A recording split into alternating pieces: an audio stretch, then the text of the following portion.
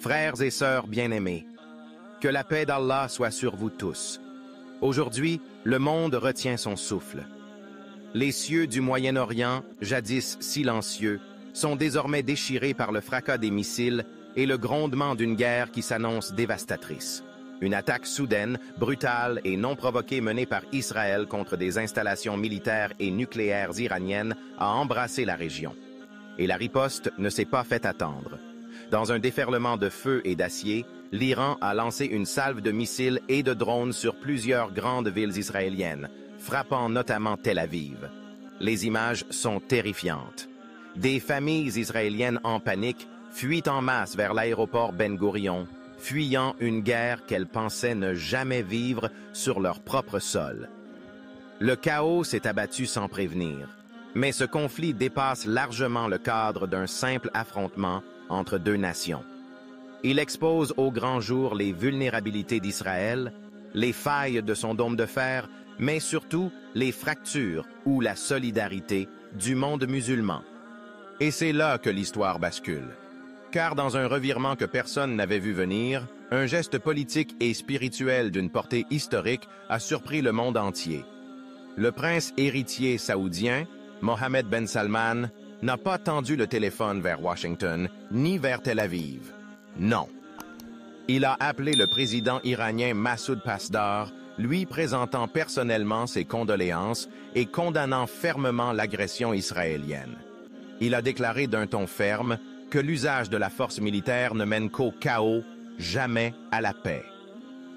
Il a affirmé haut et fort que l'Arabie saoudite se tenait aux côtés de ses frères iraniens au nom de la Oumma musulmane, dépassant ainsi les rancunes et tensions historiques entre Riyad et Téhéran.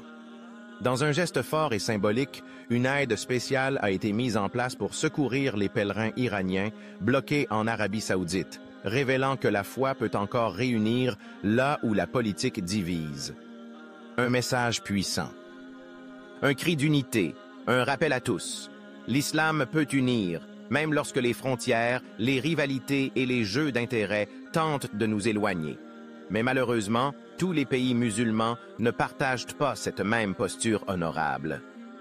L'Égypte, par exemple, si elle a officiellement condamné l'attaque israélienne contre l'Iran, a dans le même temps étouffé toute tentative d'aide envers Gaza.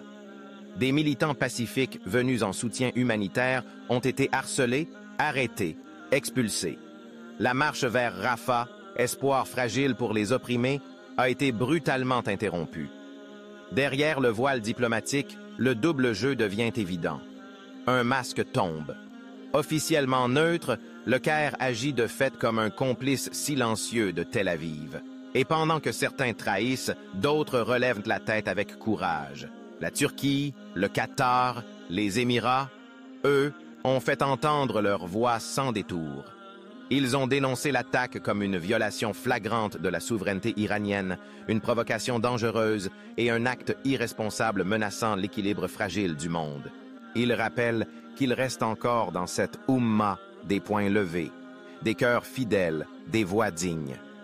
Quant à l'Iran, il refuse tout cessez-le-feu tant que les frappes israéliennes continueront. Et Israël, dans son arrogance aveugle, n'a montré aucun signe de recul. Alors, une question essentielle s'impose désormais à nous tous. Que vont faire les leaders arabes?